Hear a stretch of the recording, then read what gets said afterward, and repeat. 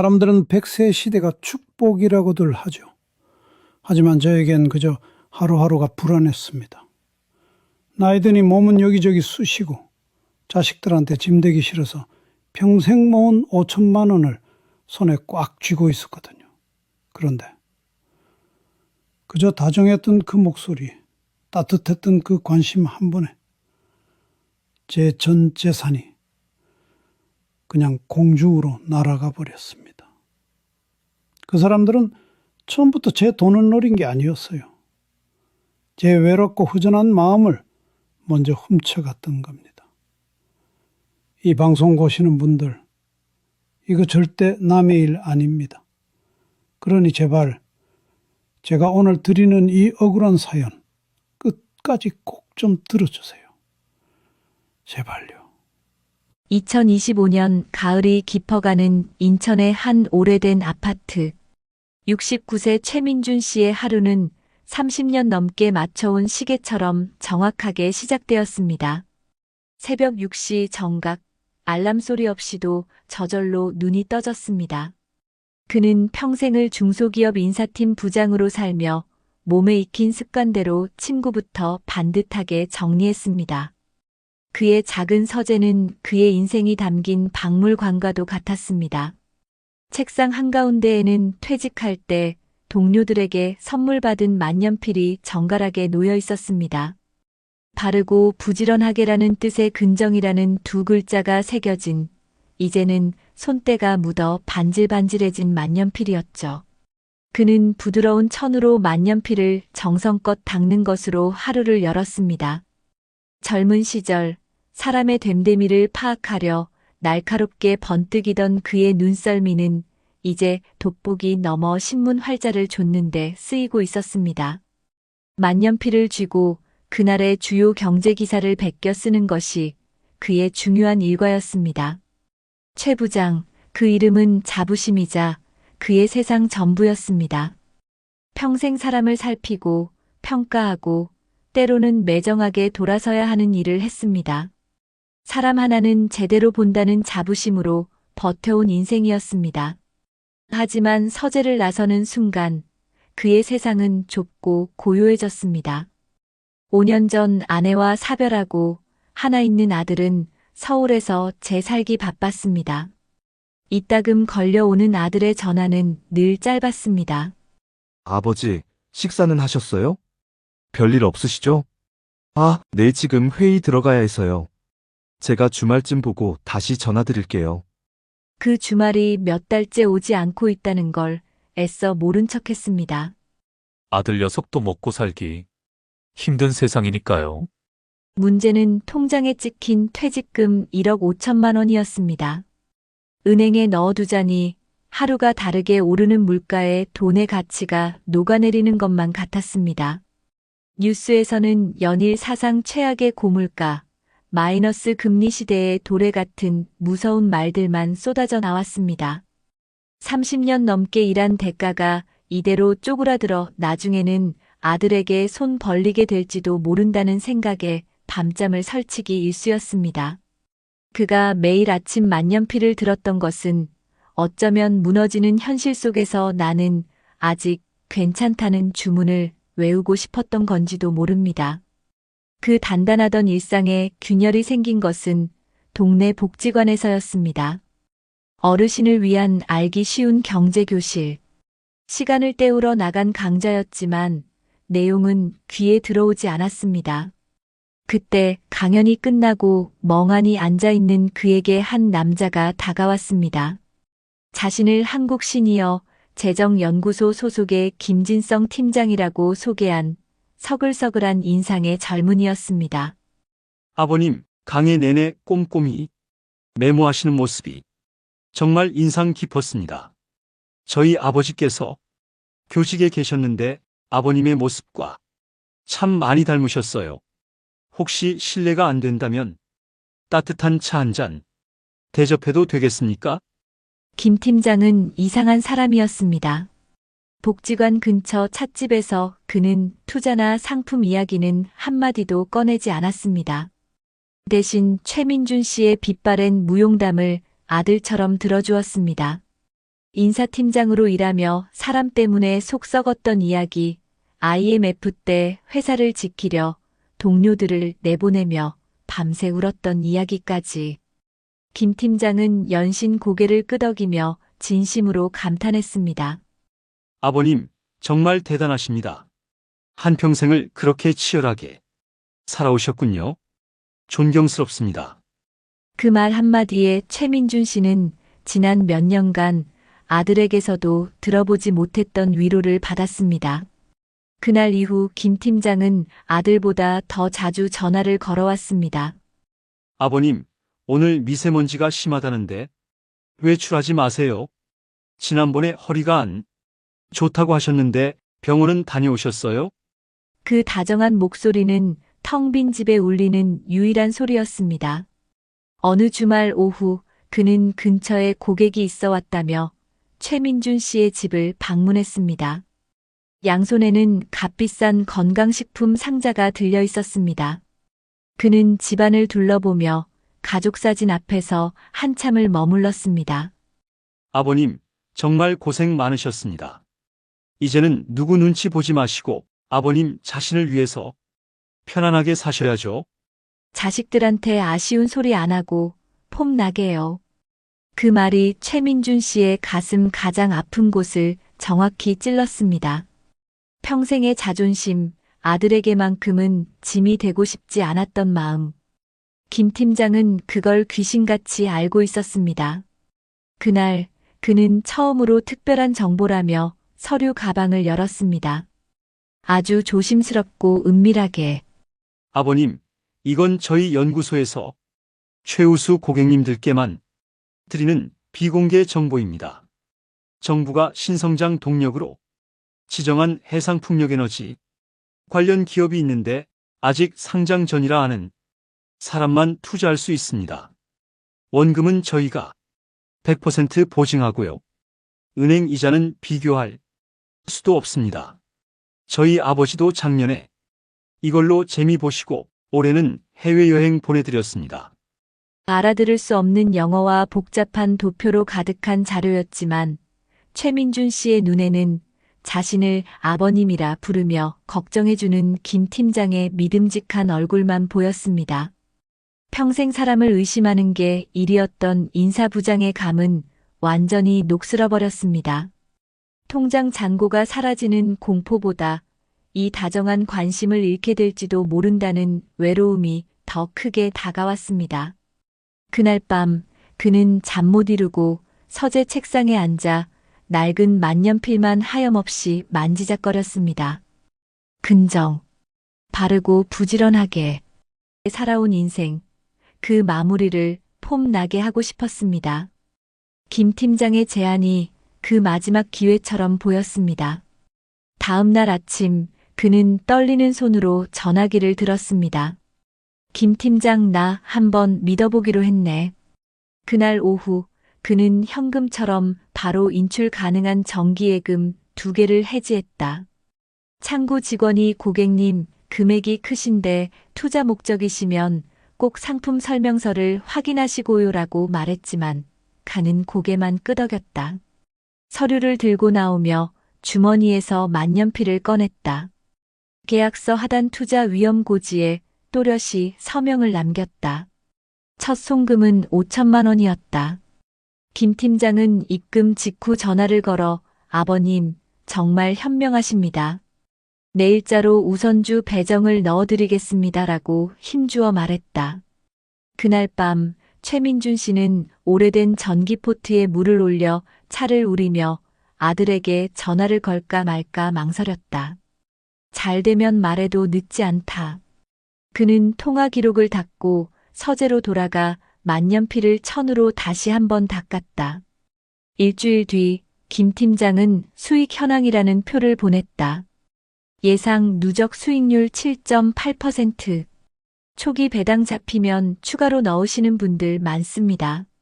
말끝마다 아버님을 붙이던 목소리는 다정해졌다. 그는 결국 2번에 나눠 나머지 돈도 보냈다. 총액 1억 5천만 원. 마침내 통장에는 생활비 몇백만 원만 남았다. 그 밤 그는 벽에 기대어 앉아 가족사진 아래에서 한참을 있었다. 둘째 주 월요일 아침 문자 수신이 멈췄다. 회의 중이라 잠시 후 연락드리겠습니다. 그 문자가 마지막이었다. 전화는 통화 중 혹은 전원이 꺼져 있습니다로 돌아왔다. 그는 복지관 안내문에서 본 주소를 찾아 나섰다. 낡은 상가 골목 3층. 간판은 벗겨져 있었고 유리문 안쪽엔 임대문의 종이만 바람에 흔들렸다. 그는 엘리베이터 앞 좁은 복도에서 한동안 움직이지 못했다. 손에 쥔 서류 봉투 위에 만년필이 떨어지며 짧은 금속성 소리가 났다. 오래 쥐어 반질해진 그 만년필은 순간 낯설게 보였다. 제가 뭘 놓친 거죠? 그의 귓가에 스스로의 목소리가 메아리 쳤다. 그는 결국 지구대에 들렀다. 그는 멈췄다. 담당 형사는 최근 같은 유형이 많다며 피해 사실 확인서를 작성했다. 계좌가 얽힌 법인은 이미 해산 공고가 났고 대표 전화는 대포폰이었다. 접근 방식이 교묘합니다. 복지관광좌병원 대기실 등에서 상호작용을 쌓고 가족 호칭으로 신뢰를 확보하죠. 그는 고개를 끄덕였다. 형사가 연락망이나 서류 사진을 남겨두신 게 있냐고 묻자 그는 주머니에서 만년필과 함께 접어둔 메모지를 꺼냈다. 날짜, 시각, 대화 요지, 계좌번호. 자필로 빼곡했다. 밤이 깊어 돌아온 집은 넓었다. 부엌 시계 초침이 벽을 두드렸다. 그는 찻잔 옆에 만년필을 눕히고 불을 껐다. 잠결에 아들의 카카오톡 메시지가 떴다. 아버지, 이번 주는 지방 출장이 생겨서요. 다음에 꼭 봬요. 화면이 다시 어두워졌다. 새벽녘 그는 서재 불을 켰다. 비어버린 통장 내역을 인쇄에 모아두고 종이 위에 네모칸을 그리기 시작했다. 입금, 출금, 통화 방문 표제. 맨 윗줄에 강조선. 그는 한 칸씩 날짜를 채우며 손을 멈추지 않았다. 다음 날 그는 복지관 상담 창구에 들러 담당 사회복지사와 마주 앉았다. 혼자서 결정하셨군요. 조심스러운 말이었다. 그는 고개를 끄덕였다. 누가 내 이야기를 이렇게 길게 들어준 게 얼마만인지 몰라요. 그의 목소리는 낮았지만 분명했다. 사회복지사는 일정표를 꺼내 경로당 바둑 모임, 건강체조, 뉴스 읽기 소모임을 표시했다. 같이 가보실래요? 그는 바로 답하지 못했다. 만년필을 돌리다 멈추며 조용히 말했다. 가보겠습니다. 경로당 첫날 그는 바둑판 앞에서 손을 떨었다. 맞은편 노인은 처음이면 누구나 떤다고 웃었다. 대국이 끝나자 누군가 물었다. 요즘 뉴스 어렵지요? 그는 웃으며 답했다. 그래도 표로 정리하면 또렷해집니다. 그날 저녁 집에 돌아와 그는 아들에게 먼저 전화를 걸었다. 민수야, 오늘은 내가 좋은 곳에 다녀왔어. 통화는 길지 않았지만 이후의 정적은 전과 달랐다. 그는 형사와 연락을 이어갔다. 송금 경로 추적, 관련 계좌 동결 신청, 공동대응센터 신고. 시간이 걸린다고 했다. 그는 이번엔 조급해하지 않기로 마음먹었다. 대신 매일 아침 만년필로 같은 문장을 베껴 썼다. 서두르지 않되 멈추지 않는다. 어느 날 형사가 말했다. 비슷한 피해자분들이 있습니다. 경로당에서 사례를 나눠주실 수 있을까요? 그는 잠시 말이 없었다가 말했다. 제가 할 수 있을까요? 작은 발표는 경로당 강의실에서 열렸다. 그는 스크린 대신 손수 만든 양식 몇 장을 돌렸다. 표의 맨 윗줄엔 붉은 펜으로 적힌 문장 하나. 처음 다가오면 첫 제안은 미룬다. 그는 사건을 시간순으로 정리한 표대로 읽었다. 마지막 장을 넘기며 그는 만년필을 가볍게 들어보였다. 이게 제 직업의 마지막 습관이자 제가 붙들 수 있었던 도구였습니다. 말이 끝나자 앞줄의 한 노인이 손을 들었다. 나도 비슷했소. 다른 사람도 고개를 끄덕였다. 누군가는 웃었고 누군가는 한숨을 쉬었다. 누구도 박수를 크게 치지 않았다. 그러나 흩어지는 사람들의 걸음이 전보다 조금 붙어 다녔다. 복도 끝에서 누군가 그에게 말했다. 다음에 차 한잔 하시지요. 그가 고개를 숙였다. 예, 좋습니다. 가을비가 그친 저녁, 그는 현관문을 잠그고 서재 불을 껐다. 거실을 지나며 사진 앞에 한번 멈췄다. 그리고 만년필을 제자리, 천 위에 눕혔다. 뚜껑을 닫는 소리가 작게 울렸다. 그는 커튼을 젖혔다. 골목 입구, 가로등 불빛 아래 비가 잔잔히 마르고 있었다. 전화기가 가볍게 떨렸다. 아버지, 다음 주엔 진짜 뵐게요. 저도 보고 싶습니다. 그는 답장을 길게 쓰지 않았다. 그래, 난 잘 지낸다. 그 말 뒤에 작은 점을 하나 찍고 만년필을 내려놓았다. 그는 알았다. 되찾아야 할 것은 돈뿐만이 아니라 말의 자리를 다시 채우는 일이었다. 다음 날 일정표엔 네모칸들이 빼곡했다. 바둑 체조, 신문 읽기, 형사 연락, 발표 준비. 맨 위 여백에 그는 붉은 펜으로 한 줄을 더 그었다. 오늘도 기록한다. 오늘도 누군가와 말을 건다. 그 줄을 그으며 그는 서랍을 닫았다.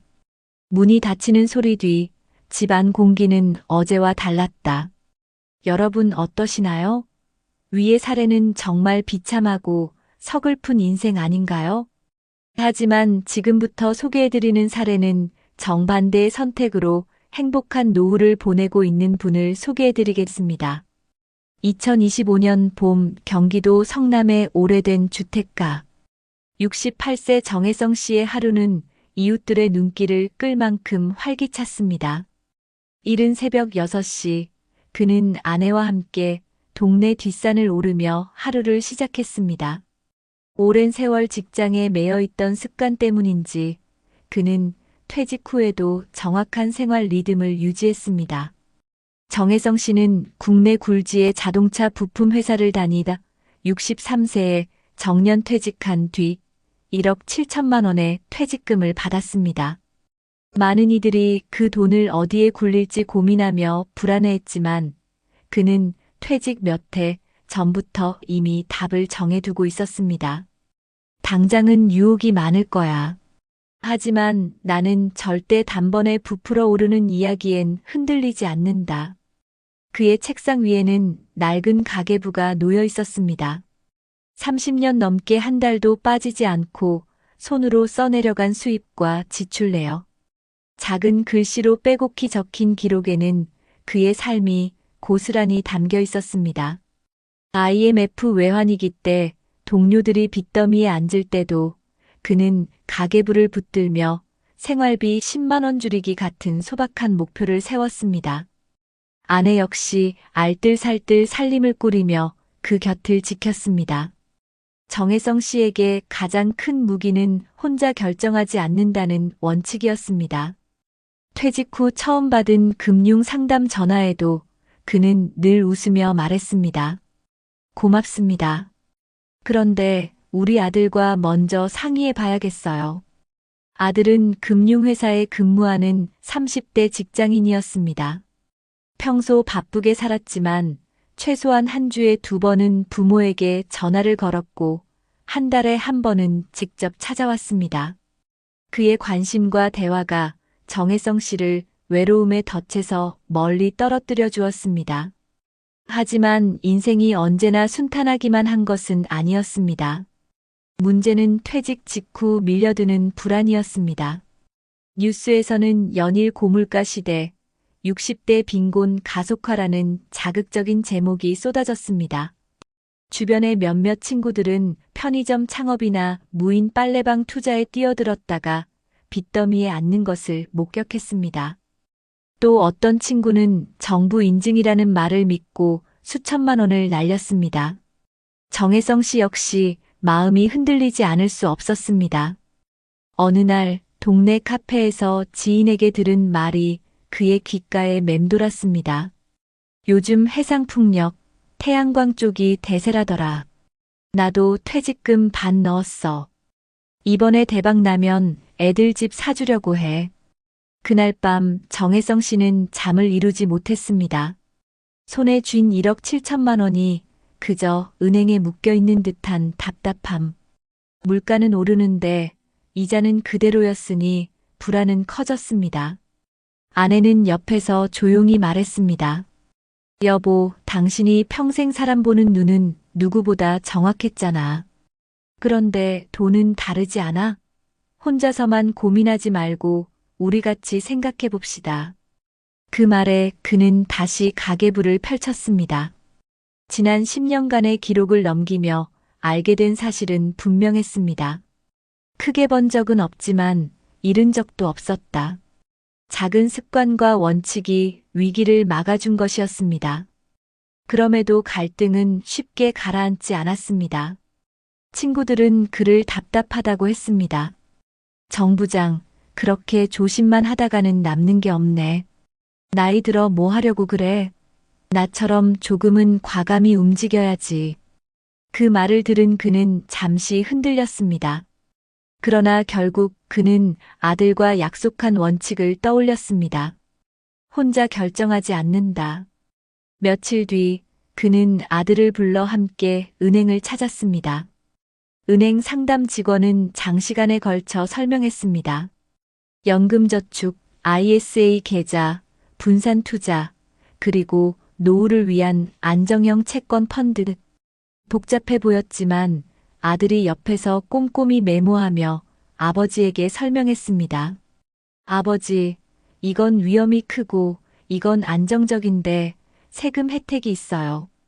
조금은 주식형으로 가되 대부분은 안전자산으로 가져가시는 게 좋아요. 그날 그는 처음으로 자신의 퇴직금을 3등분했습니다. 생활비를 위한 안전예금, 장기 노후 대비를 위한 연금저축, 그리고 소액만 넣은 국내 ETF. 그는 서명을 하며 가볍게 웃었습니다. 내 나이에 투자는 욕심이 아니라 지키는 거구나. 하지만 갈등은 여기서 끝이 아니었습니다. 2025년 들어 서울 아파트 가격이 급등락을 반복하면서 몇몇 지인들이 퇴직금을 들고 다시 부동산 투자에 나섰습니다. 카톡방에는 조금만 더 넣으면 한 달에 몇백은 보장된다는 메시지가 도배됐습니다. 그 방에 초대받은 순간 정혜성 씨도 잠시 흔들렸습니다. 그는 결국 아들에게 전화를 걸었습니다. 민수야, 너 친구들도 이런 거 한다는데 나는 어떻게 해야 할까? 아들은 단호하게 말했습니다. 아버지, 진짜 금융기관은 카톡방에서 상품을 권하지 않아요. 그 방에선 빨리 나오세요. 그날 그는 카톡방을 탈퇴하며 손끝이 떨렸습니다. 하지만 동시에 안도감이 밀려왔습니다. 스스로를 지켜냈다는 작은 성취감이었습니다. 갈등의 순간은 거듭 찾아왔습니다. 아파트 관리사무소 앞에서 만난 70대 노인은 퇴직금을 모두 날렸다며 탄식했습니다. 그 이야기를 들으며 정혜성 씨는 다시 한번 다짐했습니다. 나는 혼자 결정하지 않는다. 가족과 이웃과 전문가와 함께 간다. 그의 만년필 옆 가계부에는 붉은 펜으로 이렇게 적혀 있었습니다. 돈은 지키는 것, 사람은 함께하는 것. 퇴직 후 세 번째 해가 되던 2025년 여름, 정혜성 씨는 가장 큰 시험을 맞이했습니다. 언론에서는 고령층 금융사기 급증이라는 뉴스가 연일 보도되었고 가까이 지내던 지인이 투자 사기를 당해 순식간에 수억 원을 잃었다는 소식이 들려왔습니다. 불안은 순식간에 그의 마음을 파고들었습니다. 나도 혹시 잘못된 선택을 한 건 아닐까? 지금이라도 더 높은 수익을 찾아 나서야 하는 건 아닐까? 갈등은 오래가지 않았습니다. 어느 날 아파트 경로당에서 열린 모임에서 한 노인이 떨리는 목소리로 자신의 사연을 털어놓았습니다.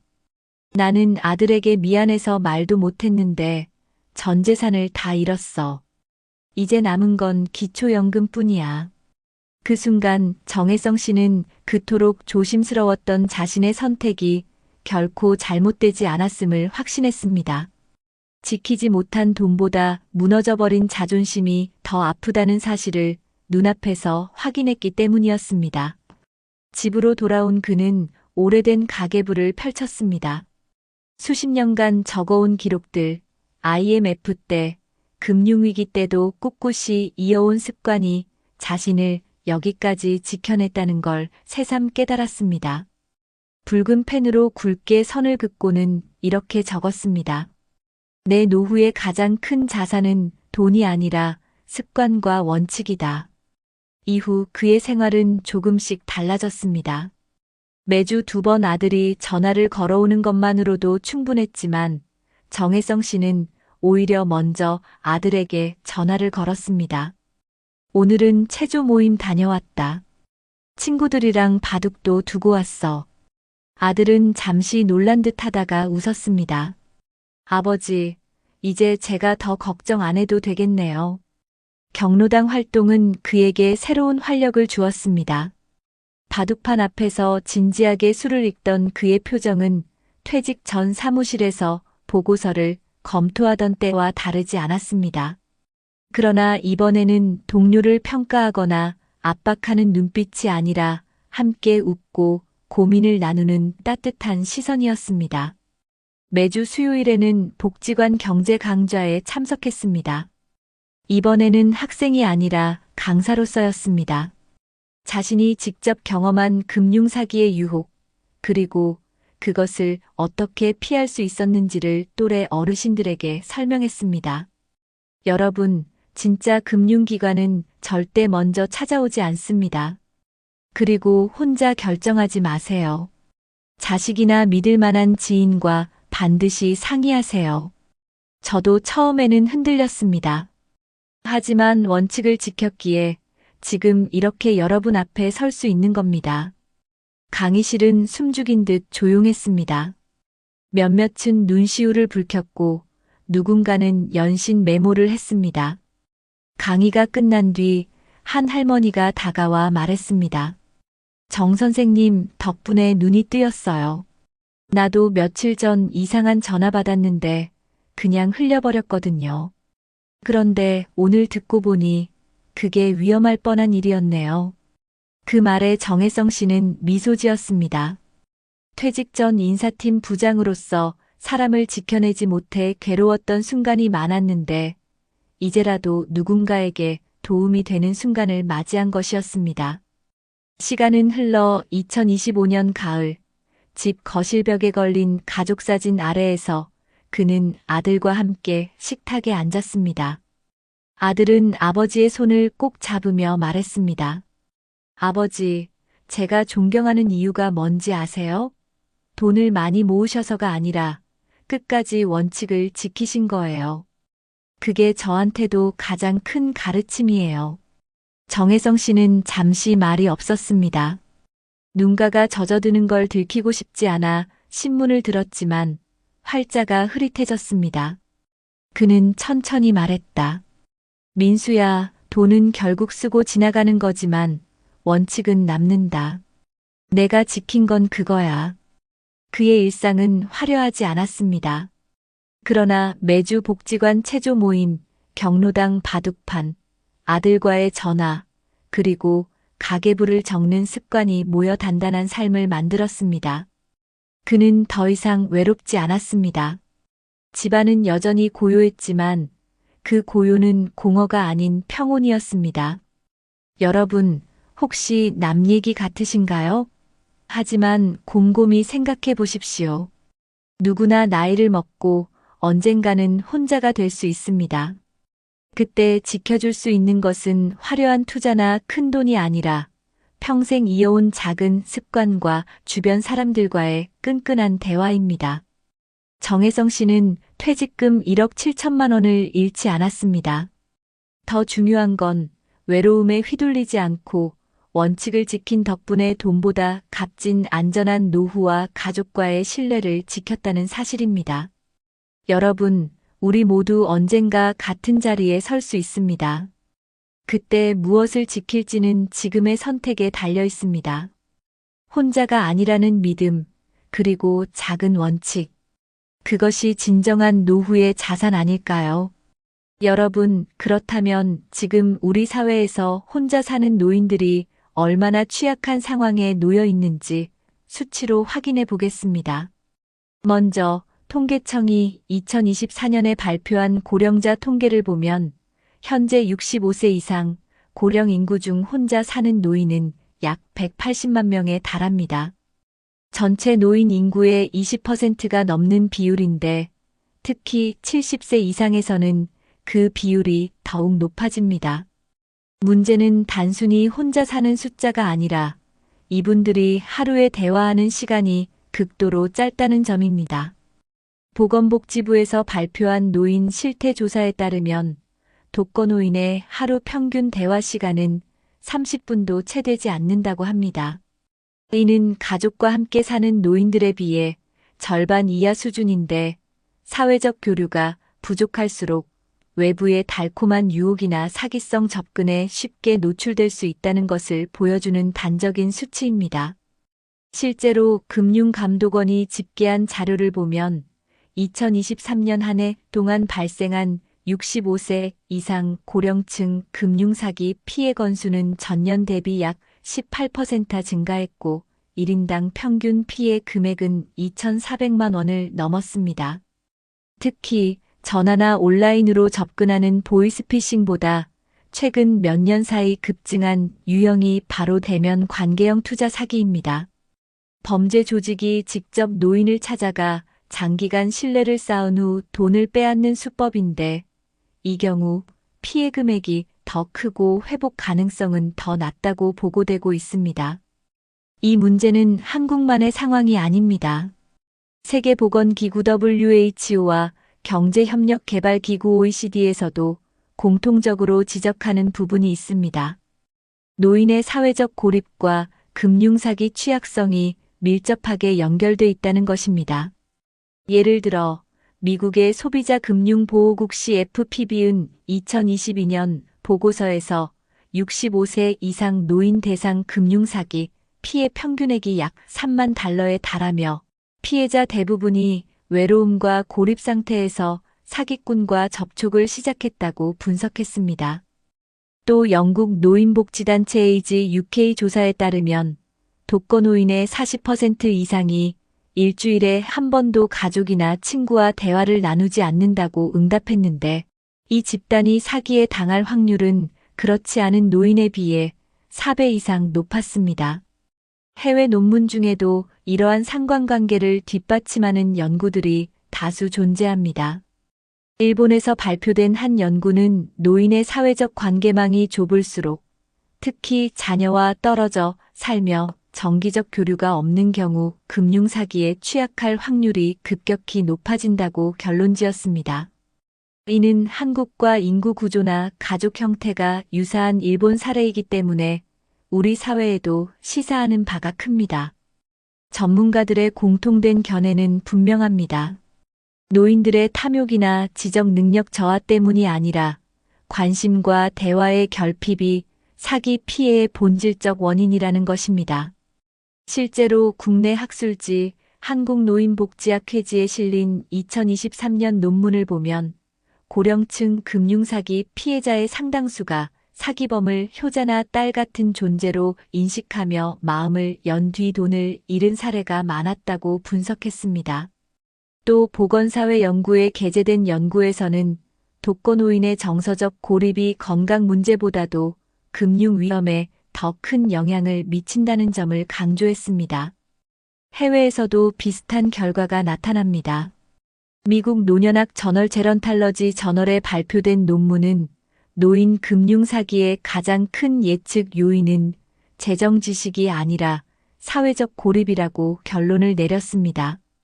즉, 돈에 대한 지식이나 금융 문해력이 부족해서라기보다 마음을 채워줄 대화 상대가 없을 때 사기꾼의 가짜 친절이 파고들 여지가 커진다는 것입니다.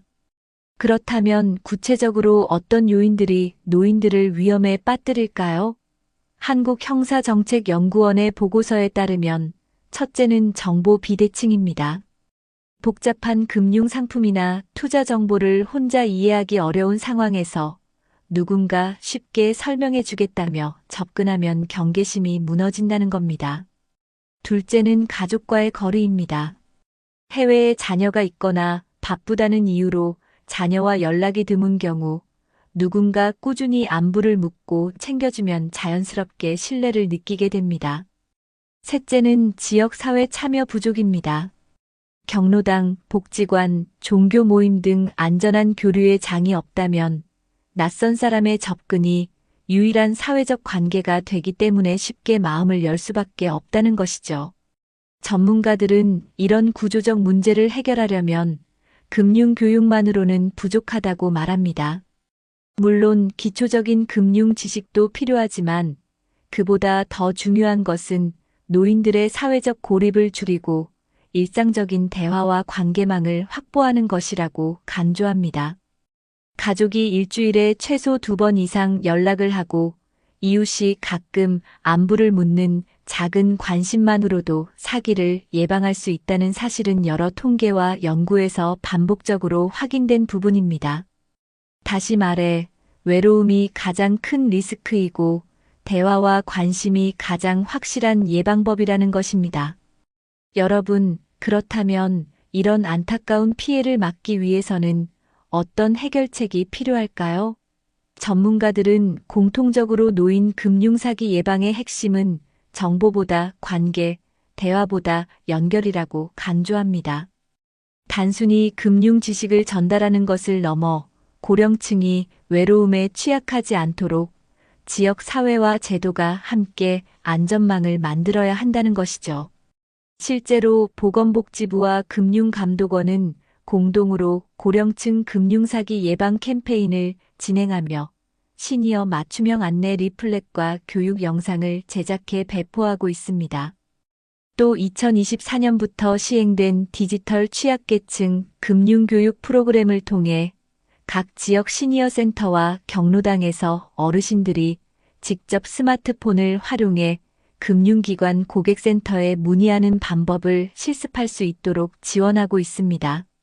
서울시는 한 발 더 나아가 어르신 안심 통장 제도를 시범 운영 중인데 일정 금액 이상의 송금을 할 경우 자녀나 고호자에게 자동으로 알림이 가는 방식입니다. 실제로 강서구에서는 이 제도를 도입한 뒤 보이스피싱이나 대면 사기 시도가 줄어들었다는 결과가 나왔습니다. 경기도 성남시는 2023년부터 고령층 금융안심지킴이 사업을 통해 은행 창구에서 65세 이상 고객이 고액 인출을 시도할 경우 직원이 추가 확인을 하도록 제도화했는데 이로 인해 실제 피해가 사전에 막힌 사례가 보고되었습니다. 부산시 또한 독거노인 대상 스마트 안부 확인 서비스를 제공하여 일정 시간 전기나 수도 사용량이 없으면 담당 공무원과 연결된 콜센터에서 즉시 확인 전화를 하도록 하고 있습니다. 이러한 제도는 단순히 생명 안전뿐 아니라 외로움을 악용하는 금융사기를 예방하는 역할도 하고 있습니다. 국외 사례도 주목할 필요가 있습니다. 일본은 2018년부터 특별보호계좌 제도를 운영하고 있는데 일정 연령 이상 고령자가 금융거래를 할 때 가족이나 제3자의 동의를 의무적으로 거치도록 하여 피해를 예방하고 있습니다. 영국은 2014년부터 케어 액트라는 노인 돌봄법을 시행하면서 지방자치단체가 고령층의 재정적 학대 위험까지 관리 대상으로 포함시켰습니다. 실제로 영국의 일부 지방정부는 은행과 협약을 맺어 의심스러운 거래가 발생하면 즉시 보호자와 상담할 수 있도록 절차를 마련했습니다. 미국 역시 연방거래위원회 FTC와 주정부 단위에서 시니어 프로텍션 롤을 시행해 금융기관 직원이 고령자의 이상 거래를 인지하면 거래를 일시 중지하고 보호자나 당국에 알릴 수 있도록 법적으로 보호 장치를 두고 있습니다. 결국 공통된 해법은 혼자 결정하지 않게 만들고 외로움 속에서 낯선 친절에 의존하지 않도록 제도적으로 도와주는 것입니다. 따라서 우리 사회가 나아가야 할 방향은 명확합니다. 첫째, 정부는 어르신들이 일상에서 자연스럽게 참여할 수 있는 지역 모임과 복지관 활동을 확대해야 합니다. 단순 취미 활동을 넘어 금융교육과 건강관리, 정서적 교류를 통합한 프로그램을 늘리는 것이 필요합니다. 둘째, 지자체는 은행과 협력해 고액 인출 시 보호자 확인이나 지연 제도를 더 촘촘히 확대해야 하며, 셋째, 가족들은 주 2회 이상 정기적인 연락을 생활화해야 합니다. 마지막으로 여러분께 드리고 싶은 실질적인 조언은 아주 단순합니다. 혹시 부모님이나 가까운 어르신이 새로운 투자 기회를 소개받았다는 말을 꺼내신다면 귀찮다는 듯 넘기지 말고 반드시 함께 확인해 주시라는 겁니다. 그 작은 대화 한 번이 수천만 원을 지켜낼 수 있고 무엇보다 어르신들의 마음속 빈자리를 채워줄 수 있기 때문입니다. 낡은 만년필 한 자루는 외로움에 무너진 사람의 마지막 서명으로, 또 다른 한 자루는 지켜낸 원칙의 기록으로 남았습니다. 하나의 펜이 써내려간 두 인생, 그 끝은 얼마나 달라질 수 있는지를 보여주었습니다. 여러분, 우리는 오늘 두 사람의 서로 다른 길을 함께 보았습니다. 한 사람은 외로움과 불안 속에서 다가온 낯선 친절에 마음을 내주었고, 결국 평생 모은 돈과 자존심마저 빼앗기고 말았습니다. 그의 손끝에서 떨리며 떨어진 만년필 소리는 우리 사회 수많은 어르신들이 겪는 눈물의 울림과도 같았습니다. 하지만 또 한 사람은 같지 않았습니다. 그 역시 두려움과 유혹 앞에 서 있었습니다. 물가는 오르고 친구들의 말은 흔들림을 주었지만 그는 끝내 원칙을 지켰습니다. 혼자 결정하지 않고 가족과 상의하며 작은 습관과 기록으로 삶을 단단히 붙잡았습니다. 그 결과 그는 돈뿐만 아니라 더 큰 자산인 평온한 마음과 든든한 관계를 지켜낼 수 있었습니다. 이 두 가지 길의 차이는 거창한 능력에서 나온 것이 아니었습니다. 한 사람은 외로움 속에 혼자가 되었고, 또 한 사람은 가족과 이웃, 그리고 작은 원칙을 곁에 두었습니다. 이 차이가 인생의 마지막 장을 눈물로 채울지 아니면 미소로 채울지를 가른 것입니다. 시청자 여러분, 우리 모두 언젠가는 같은 자리에 서게 됩니다. 나이 들어 자식이 멀리 떠나고 친구들이 하나둘 곁을 떠나갈 때 우리의 마음을 지켜줄 수 있는 것은 결국 관계와 원칙입니다. 아무리 작은 대화라도, 아무리 짧은 안부 전화라도 그것이 쌓여 인생의 마지막을 지켜주는 방패가 됩니다. 오늘 이야기를 통해 우리는 분명히 배웠습니다. 돈보다 소중한 것은 관심이고 지식보다 강한 것은 함께 나누는 대화라는 것을 말입니다.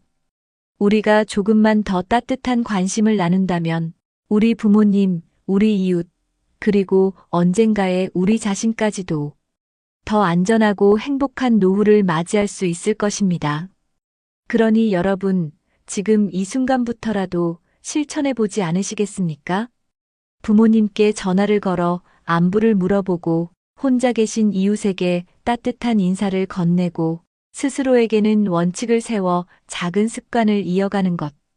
그 단순한 행동이 내일의 우리를 지켜주는 가장 확실한 예방법이 될 것입니다. 마지막으로 두 인생을 떠올려 봅니다. 외로움에 무너져 끝내 잃어버린 사람과 관계와 원칙으로 지켜낸 사람. 우리는 어느 쪽의 이야기를 선택할까요? 그 답은 오늘 우리의 손끝에 달려 있습니다. 낡은 만년필이 어떤 기록을 남길지는 지금 우리가 어떤 마음을 지키느냐에 따라 달라질 것입니다. 여러분, 우리의 노후는 아직 쓰이지 않은 빈 페이지와도 같습니다. 그 위에 눈물의 기록을 남길지 아니면 미소와 평온을 남길지는 지금 우리의 선택입니다. 오늘 이 영상을 보고 계신 여러분 모두가 더 이상 혼자가 아님을 기억하며 따뜻하고 든든한 관계 속에서 노후를 맞이하시길 바랍니다. 여러분, 혹시 친구들과 오랜만에 만났다가 혼자 고개를 떨군 적이 있으신가요? 나만 준비 안 됐구나. 이런 생각, 가슴 깊이 느껴본 적이 있으신가요? 최근 뉴스 보셨나요? 한국보건사회연구원에 따르면 대한민국 60대 중 무려 35%가 은퇴 이후 별다른 소득 준비 없이 노후를 맞이하고 있다고 합니다. 얼마 전 서울 송파구에 사는 62세 김태수 씨도 친구들과 저녁 모임을 가졌습니다. 식사를 하면서 자연스럽게 요즘 어떻게 지내느냐는 대화가 오갔는데 놀랍게도 친구들은 각자 연금으로 생활비를 충당하거나 상가 임대 수익으로 여유를 누리고 있었습니다. 누구는 부부가 함께 건강검진을 다니며 여행 계획을 세우고 누구는 작은 빌라 2채를 세놓아 매달 꼬박꼬박 월세를 받는다고 자랑했습니다. 하지만 김태수 씨는 주머니를 뒤적여봐도 남은 돈은 몇 장에 1,000원짜리 뿐이었고 기댈 연금도 수익도 기약도 없는 현실 앞에서 차마 입을 열 수가 없었습니다. 나만 뒤처졌구나. 나만 이렇게 살아가고 있구나. 앞으로 어떻게 살아야 하지? 혹시 여러분, 이런 기분 요즘 자주 느끼지 않으시나요? 친구들은 어느새 노후 준비를 마쳤는데 나는 아직 갈 길이 막막한 현실. 시간은 멈춰주지 않는데 준비 없는 불안은 점점 커져만 가는 현실. 이 영상을 끝까지 보지 않으면 당신도 몇 년 후 텅 빈 지갑과 싸늘한 현실 속에 후회하며 서 있을지 모릅니다. 이미 수많은 사람들이 지금 이 순간에도 노후 준비를 시작하고 있습니다. 늦기 전에 지금 이 자리에서 당신의 인생을 바꿀 준비를 시작하세요.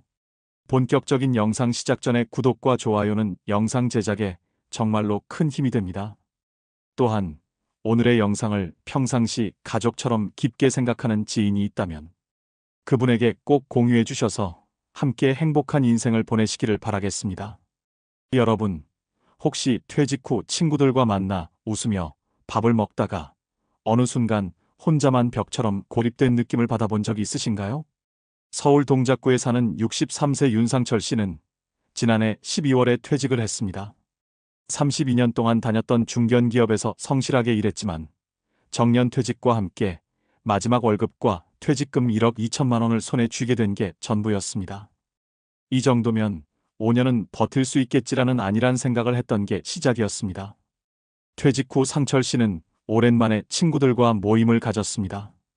대학 시절부터 함께했던 5명의 친구들, 모두 각자의 자리에서 열심히 살아온 동기들이었습니다. 모임 장소는 강남의 한 고급 한정식집.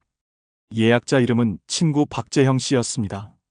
내가 사는 건물 2층 새 들어온 사람이 이번에 프랜차이즈 대박 났다니까 매달 월세 꼬박꼬박 들어오고 덕분에 나도 안정적이야. 나는 작년에 퇴직했지만 개인연금이랑 주식 투자 수익 덕분에 생활비 걱정은 없어. 요즘은 골프 배우고 있어. 우리 부부는 국민연금이랑 퇴직연금 합치니까 한 달에 250만 원은 나오더라. 거기에 건강보험료 감면까지 받으니까 한결 편해. 친구들의 대화는 밝고 가벼웠지만 상철 씨는 점점 입을 다물게 되었습니다. 그는 퇴직금을 은행 예금에만 넣어두고 별다른 투자나 준비를 하지 못했습니다. 자식들 결혼자금 지원에 5천만 원을 쓰고 나니 남은 돈은 7천만 원. 매달 생활비로 200만 원을 쓰다 보니 통장은 눈 깜짝할 새에 줄어들었습니다. 모임이 끝나고 상철 씨는 지하철역까지 혼자 걸어갔습니다. 추운 겨울바람이 옷깃을 파고들었지만 손에는 따뜻한 커피 한 잔조차 들려있지 않았습니다. 지갑을 열어보니 카드값 결제일이 다가오는 걸 알리는 문자가 떠 있었습니다. 다음 달에 연금도 없는데 생활비는 어떻게 하지? 길 건너편 밝은 조명을 받은 친구들이 삼삼오오 웃으며 헤어지는 모습을 멀리서 바라봤습니다. 상철 씨는 그 자리에 서서 한참을 움직이지 못했습니다. 시간이 지나면서 상철 씨의 일상은 점점 무너졌습니다. 퇴직 후 건강검진을 받았더니 고혈압과 당뇨 초기 진단을 받았고 약값과 병원비로 매달 10만 원 이상이 추가로 나갔습니다. 운동이라도 시작하려 했지만 헬스장 등록비조차 부담스러워 동네 공원을 걷는 것이 전부였습니다. 대출이라도 받을까 싶어 은행에 갔지만 소득이 없다는 이유로 대출 거절 통보를 받았습니다. 가장 큰 고통은 심리적인 것이었습니다. 밤이면 불안감에 잠을 이루지 못했고 아침이면 아무런 이유 없이 눈물이 터질 것 같은 기분이 들었습니다. 나는 이제 어디에도 쓸모없는 존재가 되어버린 걸까? 친구들에게 연락을 하는 것도 모임에 나가는 것도 점점 부담스러워졌습니다. 내가 괜히 분위기 망치는 거 아닐까? 괜히 내 처지를 들키는 건 아닐까? 혼자만의 상상과 두려움이 깊어지면서 상철 씨는 자연스럽게 사람들과 거리를 두게 됐습니다. 생활비를 줄이기 위해 휴대폰 요금제를 최저가로 바꾸고 전기세를 아끼려고 겨울에도 전기장판 하나로 버텼습니다. 점심은 편의점 삼각김밥이나 컵라면으로 때웠고 저녁은 집에서 김치찌개에 밥 한 공기로 때우는 날이 대부분이었습니다. 과거에는 월급날이면 동네 맛집을 찾아가 가족들과 외식을 하곤 했지만 이제는 그런 사치도 잊어버린 지 오래였습니다. 시간이 흐르면서 상철 씨는 심지어 친구들의 SNS도 멀리하게 되었습니다. 누구는 가족여행 갔다. 누구는 골프장에서 하루 종일 운동했다. 누구는 취미생활로 사진전을 열었다. 그런 글과 사진들을 볼 때마다 자신의 초라한 현실이 더욱 뼈아프게 다가왔습니다. 눈앞에 펼쳐진 것은 오직 쓸쓸함, 막막함, 그리고 조용히 다가오는 빈곤뿐이었습니다. 2025년 대한민국 물가는 오르고 기본 생활비는 1인당 월 180만 원 이상이 필요한 시대, 국민연금만으로는 턱없이 부족하고 은퇴 후 별다른 소득이 없는 상철 씨 같은 사람들은 숨 쉬는 것조차 고통스러운 삶을 견디고 있었습니다. 정부가 노후 일자리를 마련한다고는 하지만 상철 씨에게 돌아오는 건 단기 계약직 공고 몇 줄 뿐이었습니다. 나이 제한 60세 미만, 건강 이상 무필수. 현실은 그렇게 냉혹했습니다. 어느 날 상철 씨는 반지하 월세방을 알아보다가 멈춰섰습니다. 내가 이렇게 살아야 하나? 깨달음은 너무 늦게 찾아왔습니다. 퇴직하면 쉬고 여행도 다니고 인생을 즐길 줄 알았는데 그는 이제 매달 얼마 남지 않은 통장 잔고를 붙잡고 하루하루를 살아가야 했습니다. 여러분, 혹시 이 이야기가 먼 나라 이야기처럼 들리시나요? 지금 우리 주변에서는 수많은 상철 씨들이 조용히 그리고 힘겹게 삶과 싸우고 있습니다. 어떠신가요? 아직도 위의 사례가 본인과는 절대로 상관없다고 생각하시나요? 그렇다면 한 가지 사례를 더 소개해드리겠습니다. 혹시 여러분, 노후는 고생 끝에 찾아오는 평온한 시간일 거라고 믿어본 적이 있으신가요? 경기도 부천시에 사는 65세 이춘복 씨는 젊은 시절부터 노력하면 노후는 편해질 것이라는 믿음으로 살아왔습니다. 대학 진학 대신 바로 직장에 들어가 건설 현장과 공장을 오가며 40년 가까이 몸을 갈아 넣었습니다. 30대 중반에는 작은 아파트 한 채를 마련했고 50대 초반에는 아이 둘을 대학까지 보냈습니다. 모든 게 순조로워 보였던 인생. 그러나 퇴직 후 현실은 상상과 너무 달랐습니다. 62세에 정년 퇴직을 하던 해 춘복 씨 손에는 퇴직금 8천만 원이 들어왔습니다. 그런데 그 돈은 얼마 가지 못했습니다. 큰딸 결혼 자금으로 3천만 원, 작은아들 사업 자금으로 2천만 원을 지원하고 나니 남은 돈은 3천만 원뿐이었습니다. 그나마도 매달 생활비, 공과금, 보험료를 내고 나면 1년도 채 버틸 수 없는 액수였습니다. 처음에는 어차피 국민연금이 있으니 괜찮겠지라고 생각했습니다. 하지만 막상 받아본 연금은 월 49만 원. 기초생활이 불가능한 수준이었습니다.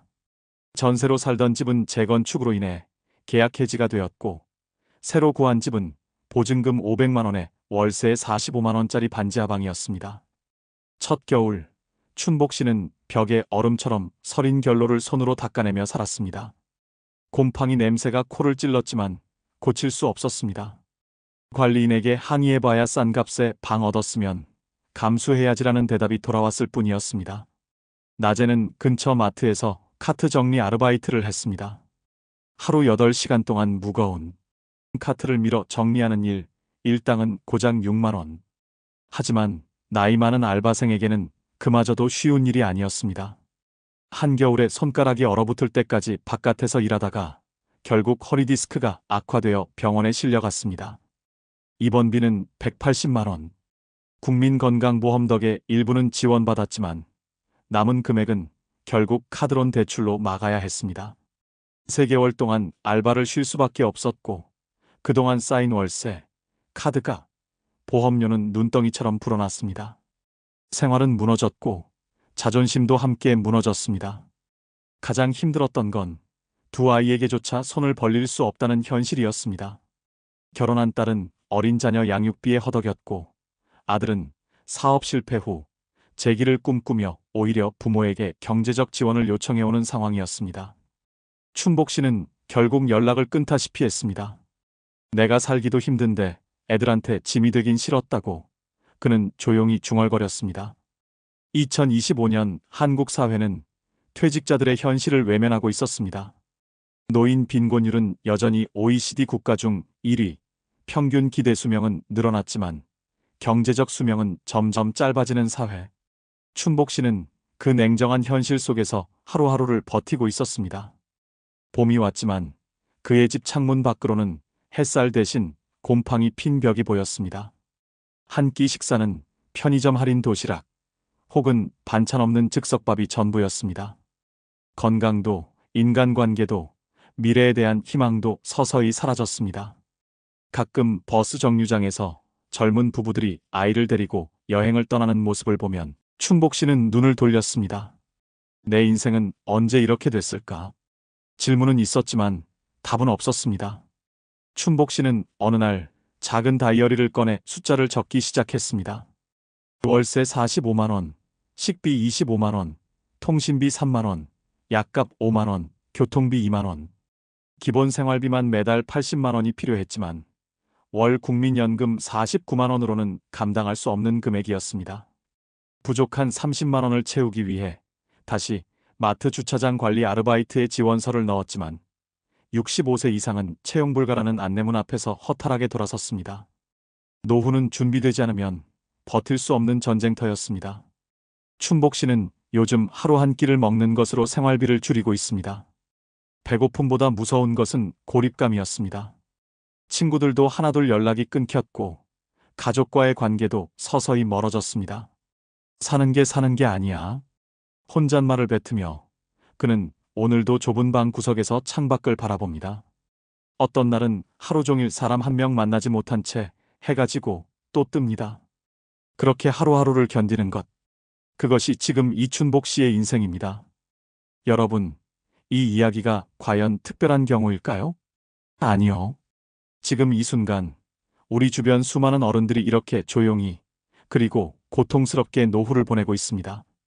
여러분, 윤상철 씨와 이춘복 씨의 이야기는 결코 특별한 경우가 아닙니다.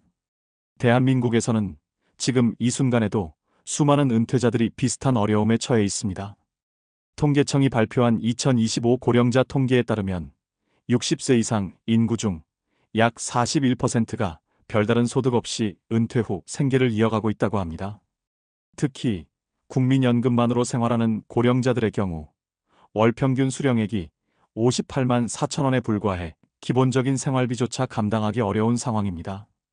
전문가들은 이런 상황을 생계형 빈곤 노년이라고 부릅니다. 한국보건사회연구원은 최근 보고서에서 경고했습니다. 퇴직 후 5년 이내에 별다른 소득원이 없는 은퇴자의 65% 이상이 빈곤층으로 전락할 가능성이 있다고 말이죠. 실제로 현재 65세 이상 노인층의 상대적 빈곤율은 43.4%로 여전히 OECD 국가 중 최악의 수준을 기록하고 있습니다. 더욱 심각한 것은 고령층의 소득 구조입니다. 통계청 자료에 따르면 2025년 현재 60대 이상 고령자 가구의 주된 소득원은 48.6%가 근로소득에 의존하고 있으며 이는 연금이나 자산소득보다 훨씬 높은 비율입니다. 다시 말해 많은 은퇴자가 진정한 은퇴를 누리지 못하고 있다는 뜻입니다. 연금만으로는 살 수 없어 고령에도 불구하고 일자리를 찾아야 하고 그마저도 구하기 어려운 현실. 고용노동부에 따르면 2025년 상반기 고령자 신규 일자리 채용 공고의 72%가 60세 미만 지원자만을 대상으로 했습니다. 60대 중반을 넘긴 은퇴자들은 일하고 싶어도 일할 자리가 사라진 셈입니다. 전문가들은 이런 현실에 대해 한 목소리로 말합니다. 한국은 빠르게 고령화되었지만 노후 준비 시스템은 여전히 미흡합니다. 개인연금 가입률은 2025년 현재 30% 초반에 머물고 있으며 그나마도 지속 납입률은 절반도 되지 않습니다. 대다수 은퇴자들은 여전히 국민연금 하나에 의존하고 있지만 국민연금만으로는 은퇴 생활을 유지할 수 없습니다. 특히 2025년 들어 물가가 급격히 오르면서 고령층 생활비 부담은 더욱 커졌습니다. 경영연구소 보고서에 따르면 1인 고령 가구가 최소한의 생활을 위해 필요한 월 평균 지출액은 187만 원으로 나타났습니다. 그러나 앞서 언급한 국민연금 수령액과 비교하면 매달 약 130만 원 이상의 부족분이 발생하는 것입니다. 이 현실을 두고 한상진 연구원은 이렇게 조언합니다. 은퇴자는 최소 3가지 이상의 소득원을 확보해야 합니다. 국민연금, 개인연금, 그리고 임대 수익이나 소규모 근로소득을 병행하는 방식이 필수적입니다. 하지만 당장 준비가 되어 있지 않은 이들에게는 이 말조차 사치로 들릴 수 있습니다. 결국 준비되지 않은 은퇴는 빈곤, 고립, 건강 악화라는 삼중고를 불러오는 구조적 문제로 이어지고 있습니다. 그리고 이 구조 안에서 윤상철 씨와 이춘복 씨처럼 힘겹게 하루하루를 버티는 사람들이 늘어나고 있습니다. 여러분, 이 모든 숫자와 전문가의 경고는 단순한 정보가 아닙니다.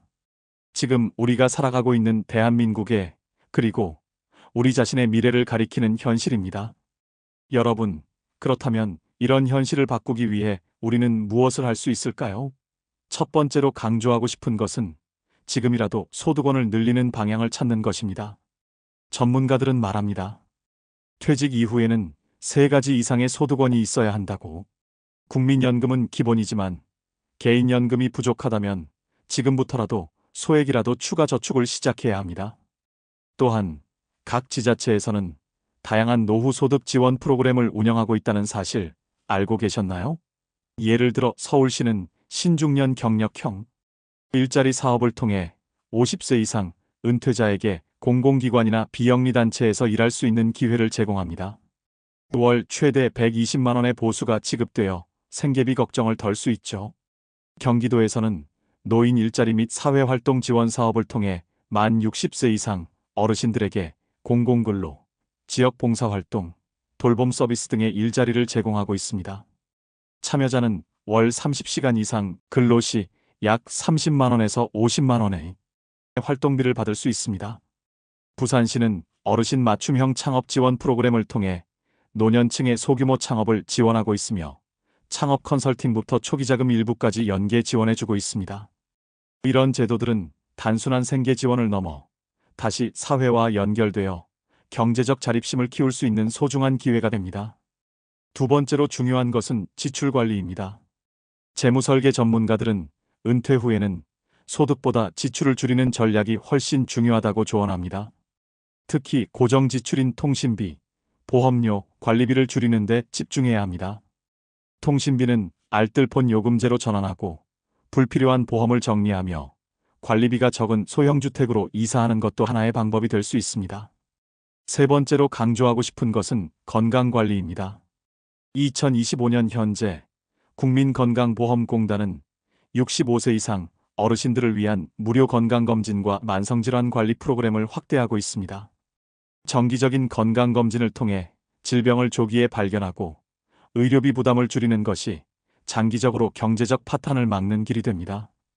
또한 지역 복지관이나 보건소에서는 무료 운동 프로그램, 심리 상담 서비스도 함께 제공하고 있으니 적극적으로 활용해야 합니다. 마지막으로 지역사회 자원을 적극적으로 연결하는 것도 잊지 말아야 합니다. 서울시에 찾아가는 동주민센터에서는 어르신 가구를 대상으로 생활 지원 상담을 하고 있으며 전국 대부분 지자체에서는 고령자 생활 지원사를 통해 정기 방문과 돌봄 서비스를 제공합니다. 경제적 지원뿐 아니라 정서적 고립을 막는 데도 큰 도움이 됩니다. 여러분, 중요한 것은 지금 바로 시작하는 것입니다. 완벽한 계획을 세우지 못했다고 주저할 필요는 없습니다. 작은 변화라도 시작하면 1년, 5년 후의 삶은 분명 달라질 수 있습니다. 전문가들이 입을 모아 강조합니다. 노후 준비는 빠를수록 작더라도 끊임없이 이어갈수록 미래의 고통을 줄일 수 있다고. 주변 친구들이 이미 앞서 나갔다고 해서 주눅들 필요는 없습니다. 지금 이 순간이야말로 다시 시작할 수 있는 가장 빠른 시점입니다. 지자체 프로그램 하나 참여하는 것부터, 지출 내역 한 줄 점검하는 것부터, 매일 10분씩 걷는 것부터, 작은 실천이 결국 당신의 노후를 바꿀 수 있습니다. 여러분, 오늘 이 영상을 계기로 나를 지키는 작은 첫걸음을 시작해보는 건 어떠신가요?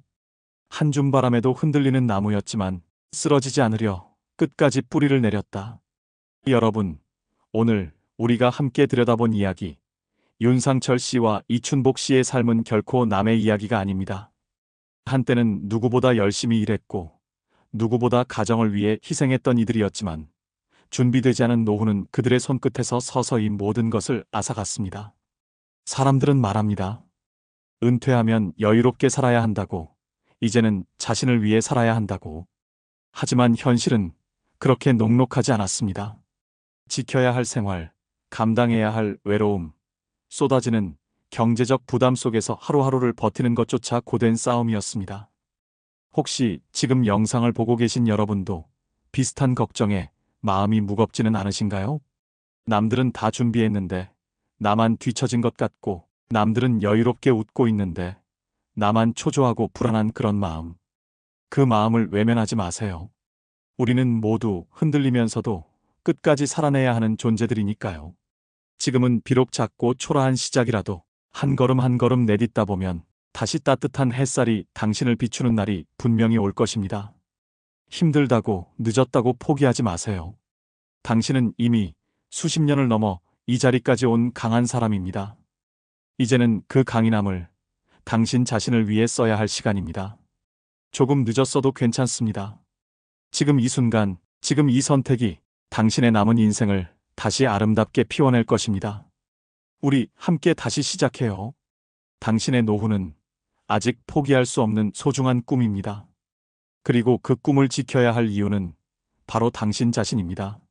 20회를 같이 산 남편이었어요. 그런데 어느 날 아침 빚쟁이들이 집 문을 발로 차며 욕을 퍼붓자 그 사람은 저와 아이들을 두고 그냥 떠나버렸습니다. 저는 아이를 끌어안고 울었고 문밖 소리가 멈출 때까지 숨죽여야 했습니다. 그때 제 마음이 얼마나 무너졌는지 아직도 그날의 소리가 귀에서 떠나질 않아요. 제가 이 억울한 사연을 말씀드릴 테니 제발 끝까지 들어주세요. 박영숙은 대전중앙시장 인근에서 김밥 가게를 운영한다. 하루 매출이 많을 땐 30만 원, 적을 땐 10만 원도 안 된다. 새벽 4시 시장 골목에 들어오는 배추 트럭 소리에 눈을 뜨고 종이컵에 믹스커피를 타서 몸을 깨운다. 10년 넘게 혼자 살림을 꾸리다 보니 집은 언제나 조용했다. 아들 현수는 수도권에 나가 직장 생활을 하고 가끔 전화만 건네왔다. 주말에 내려온다며 약속을 해도 갑자기 회식이 있다며 취소하기 일쑤였다. 그래도 영숙은 괜찮았다. 혼자가 익숙했고 장사만 끊기지 않으면 버틸 수 있다고 생각했다. 다만 집 현관 한쪽에 놓여있는 낡은 운동화 한 켤레만큼은 쉽게 버리지 못했다. 바닥창은 닳아 구멍이 뚫렸고 흰색 운동화는 누렇게 바랬다. 20회 전 남편 최경수가 보험 영업을 하던 시절 매일 신던 신발이었다. 비가 오면 젖은 흙 냄새가 배어들었고 겨울이면 소금기 섞인 눈물 자국이 남았다. 영숙은 매번 버리려다 끝내 쓰레기 봉투에 넣지 못했다. 그 신발만 보면 억울함과 미련이 한꺼번에 떠올랐기 때문이다. 2025년 4월 어느 화요일 오후였다. 가게 앞 길바닥이 비에 젖어 반짝이고 손님이 뜸한 시간이 흘렀다. 문이 열리며 누군가 들어섰다.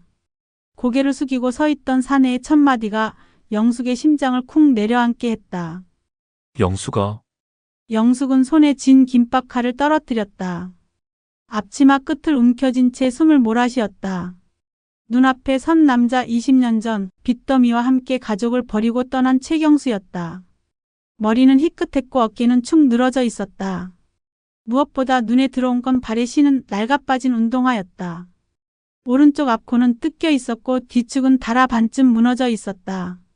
살아있었네. 영숙의 목소리가 떨렸다. 미안하다. 그냥 밥 한 끼만 먹고 싶어서. 그 순간 가게 안 공기가 멎은 듯했다. 김밥 썰던 도마 위에 김이 마르고 전기밥솥에서 나는 수증기 소리만 들려왔다. 영숙은 아무 대꾸도 하지 못한 채 김밥을 말던 손을 멈췄다. 최경수는 젊은 시절 보험 영업사원이었다. 성격이 무른 탓에 사람 부탁을 잘 거절하지 못했다. 동료의 청탁에 보증을 서주고 고객의 미납보험료를 대신 채워넣곤 했다. 회사에선 착하다는 말을 들었지만 가정엔 불씨만 쌓였다. 2005년 어느 날 고객의 대규모 해약 사태가 터지자 경수는 순식간에 수억 원의 손실을 떠안았다. 회사에서도 그를 내쳤다. 빚 독촉장은 하루가 멀다 하고 날아들었고 대문 앞에는 사채업자가 서 있었다. 그날 밤 영숙은 현관문을 붙잡고 울부짖었다. 같이 버티자. 우리 그냥 같이 버티면 되잖아. 경수는 낡은 운동화를 깨어 신으며 말했다. 내가 떠나야 너랑 현수라도 산다. 나 있으면 너희까지 망가져. 그 말이 마지막이었다. 현관문이 닫히는 소리와 함께 그의 운동화 발자국은 골목 끝까지 멀어져 갔다. 영숙은 현관에 덩그러니 남은 또 다른 운동화를 붙잡고 울었다. 그날 이후 그녀의 삶은 단어 그대로 버팀이었다. 20해가 지나 다시 나타난 경수는 예전보다 왜소해져 있었다. 손등에는 택배 상하차로 생긴 굳은 살이 선명했다. 그는 김밥을 한 줄 다 먹지도 못하고 고개를 숙였다. 나 건강이 많이 안 좋아졌다. 병원에 가니 심장 쪽이 위험하다더라. 약값도 진료비도 감당하기 힘들어. 실손 보험도 갱신 못하고 끊겼어. 그래도 죽기 전에 내 얼굴은 보고 가야겠다. 영숙은 한참 말이 없었다. 씹던 김밥을 내려놓고 조용히 물었다. 그럼 그동안 나랑 현수는 내 얼굴 그리워서 몇 번을 버텼는데 넌 한 번도 돌아보지 않았어. 그게 무서웠어. 너희가 날 원망할까봐. 나는 그냥 낡은 운동화처럼 버려져야 마땅한 줄 알았어. 영숙은 그 말에 가슴이 철렁 내려앉았다. 하지만 동시에 화가 치밀었다. 낡은 운동화. 그게 내 변명이야? 나는 이 20해 동안 그 신발을 버리지도 못하고 붙잡고 살았어. 그런데 넌 그걸 잊고 그냥 떠나 있었던 거야? 경수는 말없이 고개를 숙였다. 운동화 끈이 풀린 채 바닥에 쓸리고 있었다. 며칠 뒤 영숙의 아들 현수가 내려왔다. 우연히 가게에서 경수를 마주쳤다. 현수의 얼굴이 굳어졌다. 아버지 맞아요? 현수야. 그래, 아버지다. 아버지? 웃기지 마요. 아버지라는 사람이 20년 동안 어디 있었는데? 엄마가 새벽마다 손 갈라져 피나면서 김밥 말고 전기세 밀려서 촛불 켜던 그때 아버지는 어디 있었냐고요. 현수의 목소리가 터져 나왔고 손님이 없던 가게는 순간 무겁게 가라앉았다. 경수는 무릎을 꿇었다. 미안하다, 현수야. 정말 미안하다. 그 말 이제 와서 무슨 의미 있어요? 낡은 운동화처럼 돌아와서 미안하다 한마디면 다 되는 거예요. 영숙은 둘 사이에 끼어들지 못하고 떨리는 손으로 앞치마끈을 쥐었다. 낡은 운동화의 검은 흙자국이 바닥에 묻어 있는 게 눈에 들어왔다. 그 흙자국은 마치 지워지지 않는 과거처럼 짙게 남아 있었다. 그날 밤 영숙은 가게 불을 끄고 집으로 돌아와 신발장을 열었다. 20해 동안 버리지 못한 낡은 운동화와 오늘 다시 돌아온 경수가 신고 있던 낡은 운동화가 나란히 놓여 있었다. 그녀는 무릎을 꿇고 두 신발을 바라보다가 결국 눈물을 터뜨렸다. 같은 신발인데 왜 이렇게 무겁게 다가오는 거야? 창밖에서는 빗방울이 떨어지기 시작했고 가게 간판 불빛이 희미하게 번졌다. 20해 묵은 상처는 다시 벌어지고 있었다. 며칠 뒤 대전 중앙시장 골목에서 또다시 비가 쏟아졌다. 가게 앞 천막에서 빗방울이 쉴 새 없이 떨어졌다. 영숙은 장부를 정리하다가 고개를 들었고 문 밖에서 웅크리고 서 있는 경수를 발견했다. 어깨가 젖어 있었고 손에는 비닐에 감싼 종이봉투가 들려 있었다. 또 무슨 일이야? 영숙이 문을 열며 차갑게 물었다. 이거 내게 전해주고 싶어서. 경수가 봉투를 내밀었다. 안에는 오래된 은행 통장이 있었다. 페이지마다 작은 금액이 기록돼 있었고 20년 전 날짜부터 끊어지지 않고 이어져 있었다. 이게 뭐야? 내가 택배 상하차 하며 모은 돈이야. 많진 않아. 그래도 매달 조금씩 모았다. 현수 등록금에 쓰라고 생각하면서. 그런데 용기가 안 나서. 그동안 못 건넸다. 영숙은 통장을 덮었다. 손끝이 떨렸다. 지금 와서 이게 무슨 의미가 있어? 내가 없었던 20년을 이 숫자가 대신할 수 있다고 생각해? 대신 못하지. 그래도 내가 살아있었다는 증거는 남기고 싶었어. 그 순간 가게 문이 열리고 현수가 들어왔다. 그는 경수의 손에 들린 통장을 보고 얼굴이 굳어졌다. 엄마, 이게 뭐야? 현수야, 그냥. 아버지, 또 무슨 쇼예요? 돈 몇 장으로 지난 세월 다 지워질 거라 생각해요. 현수의 목소리는 흔들리면서도 날카로웠다. 가게 안 공기가 다시 무겁게 가라앉았다.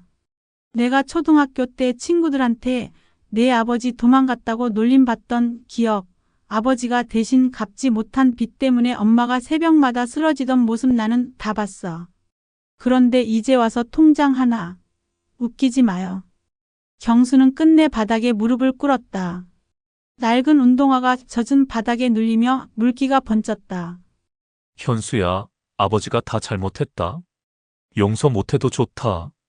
그래도 내 앞에 마지막으로 책임 있는 모습은 남기고 싶다. 현수는 등을 돌리고 나가버렸다. 가게 문이 쾅 소리를 내며 닫혔다. 영숙은 눈물이 고인 채 무너진 의자에 앉았다. 경수는 여전히 고개를 들지 못한 채 무릎 꿇은 자세로 얼어붙어 있었다. 며칠이 지나도 현수는 연락을 받지 않았다. 영숙은 걱정에 잠을 이루지 못했다. 그때 경수가 전화를 걸어왔다. 영수가 나 병원에 있어. 갑자기 쓰러졌어, 심장이래. 영숙은 가슴이 철렁 내려앉았다. 병원에 도착하니 경수는 산소줄을 코에 꽂고 누워 있었다. 얼굴은 창백했지만 눈빛만큼은 진지했다. 이렇게라도 봐야 했나 봐. 나는 늘 잘못된 선택만 했어. 떠난 것도 돌아오지 못한 것도. 이제야 알겠다. 버티는 건 내 몫이 아니라 우리 몫이었어야 했다는 걸. 영숙은 그의 손을 잡았다. 손등에 핏줄이 도드라져 있었다. 이제 와서 그런 말이 무슨 소용이야. 나는 이미 늙었어. 현수도 마음이 다 굳어버렸고. 그래도 마지막까지는 가족 앞에서 부끄럽지 않은 얼굴로 있고 싶다.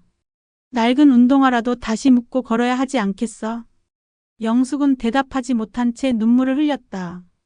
마음 한구석이 무너져 내리듯 흔들렸다. 그 후로 경수는 병원 치료를 받으며 가끔 영숙의 가게에 들렀다. 예전처럼 함께 살지는 않았지만 국밥 한 그릇을 나누고 설거지를 돕는 모습이 조금씩 익숙해졌다. 현수는 여전히 차갑게 대했지만 어느 날 가게 문을 닫고 집으로 돌아가는 길에 운동화 두 켤레가 나란히 놓여 있는 걸 보았다. 엄마가 여전히 그 운동화를 버리지 않았다는 걸, 그리고 아버지가 여전히 같은 운동화를 신고 있다는 걸 보며 잠시 발걸음을 멈췄다. 엄마, 아버지.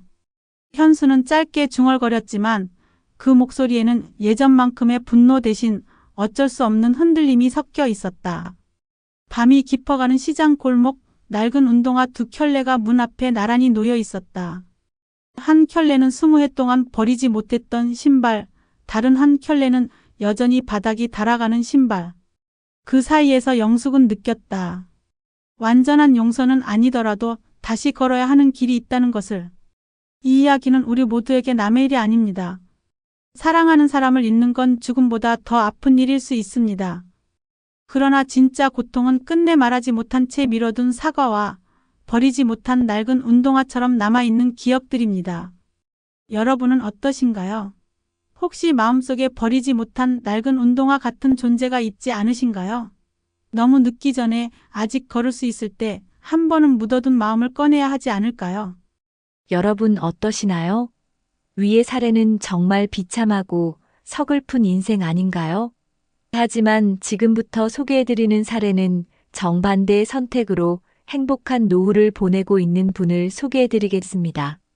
부산 해운대구 우동에 사는 정혜성 씨는 올해로 은퇴 3년 차다.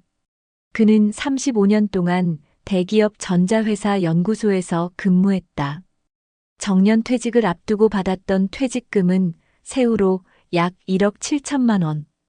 회사 동료들 중 상당수는 퇴직금을 들고 창업에 뛰어들거나 부동산의 한방 투자를 시도했다.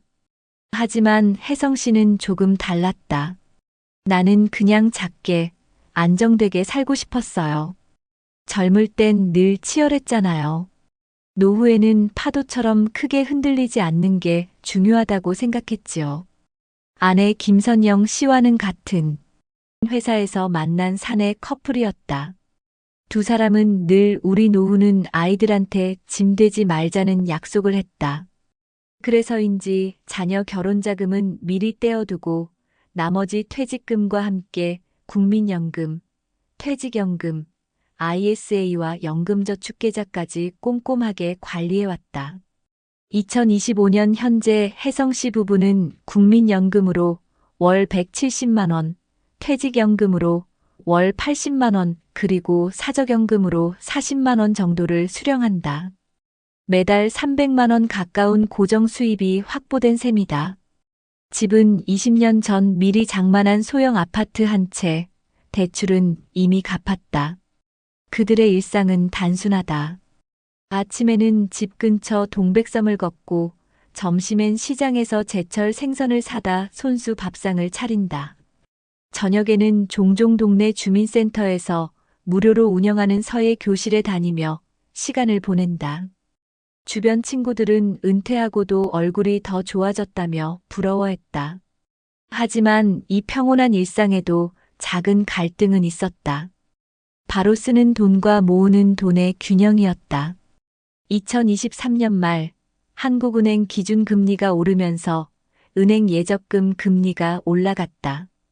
친구들이 하나둘 요즘은 은행에만 넣어도 4% 준다더라 하며 수익률을 자랑했다. 반면 주식시장에서는 삼성전자와 2차전지 ETF가 급등락을 반복하며 은퇴자들의 마음을 흔들었다. 여보, 우리도 좀 들어가야 하는 거 아냐? 아내 선영 씨가 어느 날 조심스레 물었다. 아무리 연금이 있다지만 물가가 이렇게 뛰는데 가만히 있는 게 맞을까 싶어. 실제로 2024년 한국의 소비자 물가 상승률은 3%를 웃돌았고 기초식품값은 체감상 훨씬 더 올랐다. 전기세와 가스요금도 줄줄이 인상됐다. 친구 모임에 나가면 이런 말이 자주 오갔다. 야, 나 퇴직금 절반 넣은 ETF가 벌써 30% 올랐다니까. 나는 괜히 뒀다가 손해만 봤어. 빨리 들어가는 사람이 임자야. 혜성 씨도 잠시 흔들렸다. 노후를 안정으로만 설계한 자신이 시대에 뒤처지는 건 아닐까.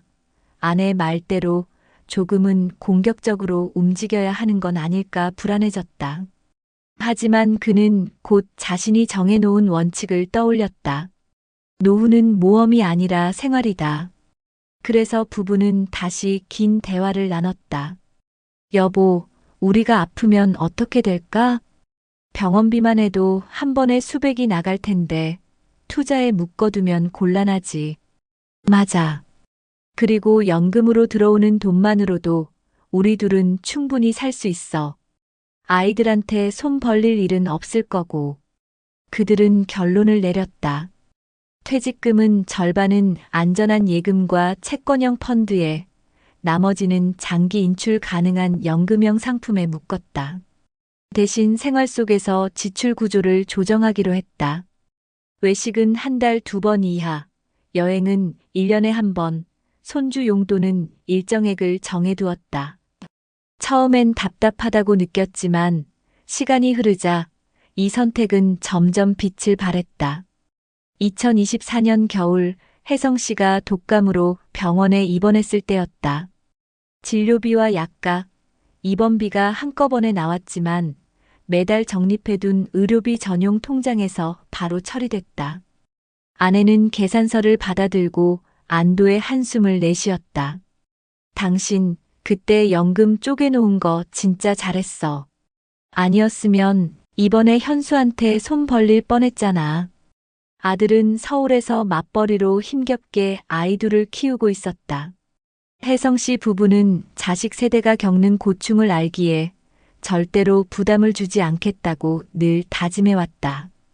현수도 힘들 텐데 우리가 또 짐이 되면 안 되지. 우리는 우리가 버텨야 돼.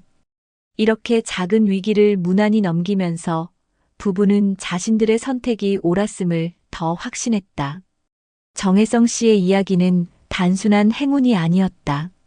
그는 퇴직 직후 주변의 유혹에 흔들리지 않고 부부가 함께 합의한 원칙을 지켜냈다. 작은 소비 습관, 연금의 안전한 운용, 그리고 아이들에게 짐이 되지 말자는 약속이 오늘의 평온한 일상을 만든 것이다. 하지만 아직 갈등은 끝난 게 아니었다. 2025년 들어 더 가파르게 치솟는 물가, 고령으로 인한 건강 문제, 그리고 인생 100세 시대라는 길어진 노후. 혜성 씨 부부 앞에도 또 다른 시험이 다가오고 있었다. 2025년 초봄 정혜성 씨는 평소처럼 동백섬 해안 산책로를 걷다 갑자기 가슴을 움켜쥐었다. 호흡이 가빠지고 어지럼증이 몰려왔다. 곁에 있던 아내 선영 씨는 깜짝 놀라 그를 부축하며 급히 119를 불렀다. 여보, 괜찮아? 정신 좀 차려봐. 괜찮아. 잠깐 어지러운 것뿐이야. 하지만 병원으로 이송된 결과는 단순한 어지럼증이 아니었다. 협심증 초기 진단이었다. 의사는 심장혈관이 좁아져 있고 정기적인 치료와 약물 관리가 필요하다고 설명했다. 연세가 있으시니까 꾸준한 관리가 중요합니다. 다행히 빨리 발견해서 큰 시술까지는 필요 없지만 앞으로 매달 검사와 약값만 해도 적지 않게 나올 겁니다. 그 말을 들은 순간 부부는 눈빛을 교환했다. 현실적인 부담이 바로 머릿속을 스쳤다. 약값, 정기검사 비용, 만약 상황이 악화되면 더 큰 병원비까지. 은퇴자에게 가장 두려운 단어가 바로 병원비였다. 퇴원 후 집으로 돌아온 밤 선영 씨가 조용히 물었다. 여보, 우리 저축해둔 의료비 통장으로 이거 다 감당할 수 있을까? 그래서 내가 연금 쪼개놨잖아. 매달 들어오는 국민연금이랑 퇴직연금에서 의료비 계좌로 자동이체되는 거 있지? 그걸로 당장은 충분할 거야. 정말 다행이네. 그때 친구들처럼 위험한 투자 안 한 게 얼마나 다행인지 몰라. 만약 퇴직금을 전부 주식이나 부동산에 넣었다면 현금화가 쉽지 않아 이번 병원비는 아들 내외에게 손을 벌려야 했을 것이다. 하지만 부부는 작은 원칙을 지켰기에 위기 앞에서 무너지지 않을 수 있었다. 치료를 받으며 몇 달이 흘렀다. 약간의 제약은 있었지만 혜성 씨는 다시 시장을 다니고 산책을 하고 집 근처 경로당에서 당구도 즐겼다. 그 과정에서 그는 스스로 다짐했다. 돈은 쌓아두는 게 목적이 아니야. 이렇게 아플 때 쓰라고 준비한 거지. 어느 날 부부는 주방 식탁에 앉아 가계부를 펼쳐놓고 이야기를 나눴다. 여보, 앞으로는 조금 더 건강 관리에 돈을 쓰자. 좋은 음식도 먹고 운동 프로그램도 등록하고. 그래. 이제는 모으는 것보다 쓰는 게 중요하지. 우리가 준비해온 이유도 바로 그거잖아. 부부는 삶의 균형을 새롭게 정리했다. 매달 들어오는 연금 중 일정 부분은 즐기는 소비로 사용하기. 여행은 값비싼 해외 대신 국내 여행으로 꾸준히 다니기. 손주 교육비는 부모가 알아서 하도록 두되 특별한 날에는 기념 선물만 챙기기. 이 작은 원칙 덕분에 가족 간의 갈등도 줄어들었다. 아들은 부모가 스스로 잘 버티고 있다는 걸 알기에 안심했고 손주들도 할머니 할아버지를 늘 여유 있는 분들로 기억했다. 정혜성 씨의 집 거실 한쪽에는 오래된 장식장이 있다. 그 안에는 두 사람이 걸어온 삶의 기록들이 빼곡하다. 결혼식 사진, 아이들 성장 앨범, 그리고 퇴직할 때 받은 감사패. 그 앞에서 혜성 씨는 종종 말하곤 한다. 내가 퇴직금 들고 섣불리 뛰어들었으면 지금 우린 어땠을까? 아마 집도 잃고 아이들에게 손 벌리며 눈치 보고 살았겠지. 그럴 때마다 아내 선영 씨가 미소를 지으며 대답한다. 우린 원칙을 지켰잖아. 욕심 부리지 않고 안정되게. 그래서 지금 이렇게 웃을 수 있는 거야. 여러분, 이 부부의 이야기는 특별한 성공 스토리가 아닙니다. 다만 남들처럼 흔들리지 않고 기본을 지킨 결과입니다. 연금을 쪼개 관리하고 자식에게 짐되지 않겠다는 약속을 지켰을 뿐인데 그게 노후의 가장 큰 자산이 되었습니다. 혹시 지금 불안해하시나요? 나는 준비가 부족한데 혹시 은퇴 후 무너지는 건 아닐까? 걱정하실 겁니다. 하지만 정혜성 씨 부부처럼 작은 원칙을 세우고 지켜간다면 늦지 않았습니다. 노후는 불안이 아니라 평온으로도 채울 수 있습니다. 여러분, 우리가 앞서 만난 인물의 이야기를 떠올려 보면 한 가지 중요한 사실을 깨닫게 됩니다. 바로 대한민국의 현실이 그리 낯설지 않다는 겁니다. 실제 통계를 들여다보면 이 이야기는 특정 사람만의 문제가 아니라 지금 우리 사회가 직면한 집단적인 위기라는 걸 확인할 수 있습니다. 통계청이 2024년에 발표한 고령자 통계 자료에 따르면 65세 이상 인구는 전체 인구의 19.2%로 이미 5명 중 1명꼴에 이릅니다. 그런데 더 충격적인 건 그중 39.7%가 상대적 빈곤 상태에 놓여 있다는 점입니다.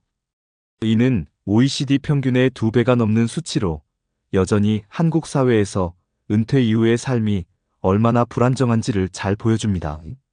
보건복지부가 같은 해 진행한 전국 노인 실태 조사에서는 응답자의 절반 이상이 생활비가 부족하다고 답했습니다. 그 결과 65세 이상 노인 중 약 36%가 여전히 노동시장에 남아있다는 사실도 밝혀졌습니다. 즉, 나이가 들어도 생계 때문에 일을 놓지 못하고 있는 것이죠. 이 문제는 해외와 비교하면 더 분명해집니다. OECD가 2023년에 발표한 펜션즈 애더 글랜스 보고서를 보면 회원국 평균 공적연금 소득 대체율은 약 61%입니다. 쉽게 말해 퇴직 전 소득의 절반 이상은 연금으로 보장된다는 뜻입니다. 하지만 한국은 이보다 훨씬 낮습니다. 실제로 한국의 연금 대체율은 40%대에 머물고 있어 퇴직 전 월 300만 원을 벌던 사람이 은퇴 후 받는 연금은 120만 원에서 130만 원 수준에 불과한 경우가 많습니다. 이런 수치는 단순한 통계가 아니라 실제 노인들의 삶의 질과 직결됩니다. OECD가 지적한 것처럼 한국의 노인 빈곤율이 회원국 가운데 가장 높은 이유가 바로 여기에 있습니다. 학계 연구도 이를 뒷받침합니다. 한국보건사회연구원이 2022년에 발표한 한 보고서는 한국의 공적연금은 제도 성숙도가 낮아 노인빈곤 완화 효과가 제한적이라고 분석했습니다. 같은 연구에서는 소득 하위 20% 노인의 경우 연금 수령 여부에 따라 생활 수준이 극명하게 갈린다고 지적했습니다. 연금을 안정적으로 받는 사람들은 최저생계비 수준은 유지했지만 비수급자는 기초생활보장제도에 의존하거나 가족 부양에 기대하였습니다. 해외 학계에서도 유사한 결과가 보고됐습니다. 한 국제비교 연구에서는 GDP 대비 공적연금 지출 비율이 높은 국가일수록 노인 빈곤율이 낮다는 점을 분명히 밝혔습니다. 프랑스, 독일, 북유럽 국가들의 경우 GDP 대비 연금 지출이 10% 안팎이지만 노인 빈곤율은 OECD 평균보다 크게 낮았던 반면 한국처럼 3%대에 머무는 국가는 빈곤율이 월등히 높았습니다. 현실적인 수치를 더 살펴보겠습니다. 금융감독원이 최근 발표한 가계부채 보고서에 따르면 60대 이상 가구의 평균 부채가 매년 증가하고 있습니다. 자산은 많다고 하지만 대부분 부동산에 묶여 있고 실제로 쓸 수 있는 현금성 자산은 부족합니다. 집은 있지만 생활비가 없어 고통받는 자산 빈곤층이 빠르게 늘고 있는 것이죠. 반면 꾸준히 연금저축이나 퇴직연금을 준비해온 사람들은 상대적으로 안정적인 생활을 유지하고 있습니다. 예를 들어 국민연금과 퇴직연금, 개인연금을 모두 수령하는 60대의 월평균 가처분 소득은 약 250만 원 수준으로 조사되었는데 이는 단순히 국민연금만 수령하는 사람들의 평균인 110만 원의 2배 이상입니다. 이 격차가 바로 은퇴 후 삶의 차이를 만드는 핵심 요인입니다. 결국 통계와 연구가 말해주는 건 하나입니다. 노후 준비를 했느냐 하지 않았느냐가 단순한 선택이 아니라 은퇴 이후의 존엄과 직결된다는 사실입니다. 한국의 수많은 노인들이 빈곤과 고립 속에서 하루하루를 버티고 있는 것은 이미 공식 통계와 연구 결과로 확인되고 있습니다. 반대로 제도와 금융 상품을 꾸준히 활용해온 사람들은 OECD 평균에는 못 미치더라도 안정적으로 생활을 이어가고 있습니다. 이 수치들은 단순한 숫자가 아니라 지금 이 영상을 보고 계신 여러분 곁에 있는 가족과 이웃들의 현재 모습이자 미래의 우리의 모습일지도 모릅니다. 여러분, 여기서 끝내면 우리 앞의 문제는 계속될 수밖에 없습니다. 그래서 지금까지 통계와 사례들이 보여준 문제들을 해결할 수 있도록 대한민국 정부와 지자체에서 이미 시행 중이거나 제안된 정책, 그리고 해외 유사 사례들을 바탕으로 실질적인 방법들을 소개해 드릴게요. 먼저 국내부터 볼게요. 정부는 노인 일자리 및 사회활동 지원 사업을 전국적으로 운영 중인데, 예를 들어 서울시에서는 어르신 시니어 컨설턴트 프로그램을 통해 60대, 70대 은퇴자들에게 지역 복지센터나 학교, 기업 행정사무 등의 파견 근무 기회를 제공함으로써 고용 유지를 돕고 있어요. 이 사업 덕분에 일정 소득이 유지되면 연금만으로 생활이 어려운 노인들이 적어도 일부 지출을 충당할 수 있게 되더라는 보고가 있어요. 또한 대구광역시는 치매 예방 및 건강관리센터를 운영하며 노인 건강검진비 일부를 지원하고 치매 전 단계 건강 프로그램 및 운동 프로그램을 무료 또는 저비용으로 제공해 건강 리스크를 낮추려 하고 있고요. 이런 건강관리 사업이 조기에 병을 발견하게 하여 의료비 부담을 줄이는 효과가 크다는 전문가 의견도 있고, 실제로 지자체 건강검진 참여율 증가가 병원비 비급여 항목 지출 감소와 관련이 있다는 연구 보고도 있습니다. 더불어 정부는 기초노령연금과 노인기초생활보장제도 강화 방안을 논의 중인데, 특히 소득 하위층 노인에게 지급되는 기본연금액을 단계적으로 인상하고 연금 자동인출 시스템을 도입하여 연금 수령 누락 문제를 줄이려는 움직임이 보입니다. 해외에서는 비슷한 문제에 직면한 국가들의 해결책이 참고가 될 만해요. 예컨대 핀란드는 기본소득 대신 국민노후연금 체계 내셔널 펜션 시스템을 튼튼히 하여 소득 대체율을 높이는 법률 제정을 통해 65세 이후 평균 소득의 약 70% 수준을 보장하도록 하고 있고, 공공의료비 보조 및 장기요양 보험 비용을 정부가 상당 부분 부담하는 구조예요. 독일은 퇴직연금 GSETGLICHE RENTEMVERSICHERUNG 제도 외에도 기업연금 플랜 및 개인연금이 연계되도록 법적으로 장려하여 직장인 시절부터 사적공적연금의 복합구조가 이루어지며 고령자 빈곤율이 낮아졌다는 연구 결과가 있어요. 또한 오스트레일리아에서는 노인주택보조금 하우징 얼라우언스 제도를 운영 중이라 주택을 소유하거나 렌트하는 노인의 주거비 부담을 국가 보조금을 통해 줄이고 현금성 복지 지출 캐시 얼라우언스를 통해 일상생활비의 부족을 보완하는 정책이 효과적이었다는 보고가 있습니다. 전문가들 분석을 보면 이런 정책들은 단순히 돈을 주는 것보다도 소득 대체율 퇴직 전 소득 대비 은퇴 시 소득을 높이는 연금체계 강화 플러스 의료비 부담 경감 플러스 주거비 부담 완화 플러스 노인 일자리 제공이 동시에 이루어질 때 지속 가능하고 효과가 크다고 합니다. 현실적인 수치 비교로 보면 한국 노인의 평균 국민연금 수령액이 대략 110만 원에서 130만 원 선이라면 서울시 시니어 컨설턴트 프로그램 참여로 추가 소득이 월 30만 50만 원 정도 더해지는 경우가 있고, 지자체 건강검진 및 예방의료보조 사업으로 병원비 비급여 항목에서 평균 지출이 연간 약 100만 원에서 200만 원 절감된다는 지방자치단체 보고서가 있어요. 주택보조금 정책이 있는 해외 국가들에서는 주택비 부담이 월 소득의 30% 이상인 경우 보조금을 통해 그 비율을 20% 이하로 낮춘 사례들이 관찰되고 있고, 이는 생활비 부담 감소로 이어졌습니다. 정부의 기초노령연금 인상안이 국회에서 통과되면 소득 하위 20% 노인에게 매월 약 5만 원에서 10만 원 추가 지급이 가능해지며, 이는 빈곤선 이하 생활자 감소에 기여할 것이란 분석도 나왔고요. 즉 단순히 말만 하는 정책이 아니라 이미 실행 중이거나 준비 중인 정책들이 우리 사회 속 불안 요소들을 직접 겨냥하고 있습니다. 요약하면 해결책은 이렇게요. 정부와 지자체 정책 강화, 연금 체계 성숙 및 소득 대체율 개선, 의료비 보조 및 예방 중심 건강 정책 확대, 노인 일자리 창출 및 주거비 부담 경감, 해외 모델 참고, 국내 지방 정책 적용의 복합적 실행. 이러한 정책들이 제대로 펼쳐지면 앞서 본 사례처럼 노후 준비 실패로 고통받는 사람이 아니라 정혜성 씨 부부처럼 안정된 노후를 보내는 사람들이 더 많아질 수 있습니다. 저물어가는 하루 끝에 낡은 운동화는 먼지 속에 멈춰 서 있었고, 다른 누군가의 발걸음은 가벼운 햇살을 밟으며 내일을 향해 걷고 있었습니다. 같은 나이, 같은 세월이 흘렀지만 누구는 어둠 속에 고개 숙였고 누구는 웃으며 손을 잡고 길을 나섰습니다. 여러분, 오늘 우리가 함께 나눈 두 개의 삶의 길을 기억하시나요? 한 사람은 퇴직 후 준비되지 않은 선택으로 노후의 문턱에서 쓰라린 후회를 안고 살아야 했습니다. 낡은 운동화처럼 닳고 다른 하루, 희망 대신 고통과 빈곤이 남았습니다.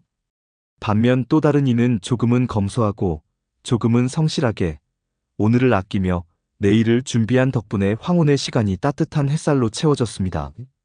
같은 시대, 같은 대한민국에서 살아온 사람들인데 왜 이렇게 다른 길을 걷게 되었을까요? 바로 그 차이는 젊을 때의 작은 준비와 선택에서 시작되었습니다. 앞선 사례에서 만난 분은 눈앞의 유혹과 막연한 자신감으로 퇴직금을 허망하게 흘려보냈습니다. 결과적으로 60대가 되어서는 생활비조차 마련하지 못해 고통 속에 하루하루를 버텨야 했습니다. 반대로 후반부에 소개해드린 분은 크지 않은 월급 속에서도 꾸준히 연금저축을 나누어 불입했고 소비를 줄여 자녀 교육비와 노후자금을 함께 마련했습니다. 덕분에 지금은 배우자와 함께 안정적인 생활을 누리며 손주와 공원을 거니는 소소한 행복을 맛보고 있습니다. 여러분, 우리의 노후는 결코 우연이 아닙니다.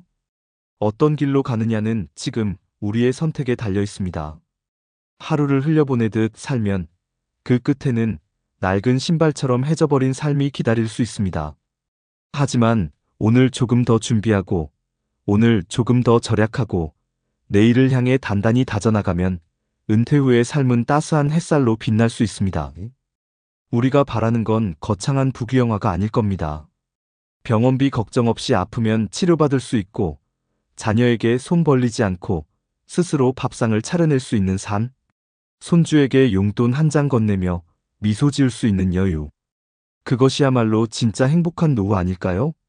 오늘 이야기는 남의 일이 아니라 바로 우리의 미래일지도 모릅니다. 지금 50대, 60대, 70대에 계신 여러분, 그리고 앞으로 그 길을 걷게 될 모든 분들께 드리고 싶은 말씀은 단 하나입니다. 아직 늦지 않았습니다. 지금부터라도 작은 준비를 시작한다면 낡은 운동화가 아니라 햇살을 밟는 발걸음이 될 수 있습니다. 여러분, 우리의 마지막 장면이 후회와 눈물이 아니라 감사와 웃음으로 채워지길 바랍니다. 오늘 이 순간의 다짐이 여러분의 노후를 따뜻하게 밝혀줄 불빛이 되기를 진심으로 소망합니다.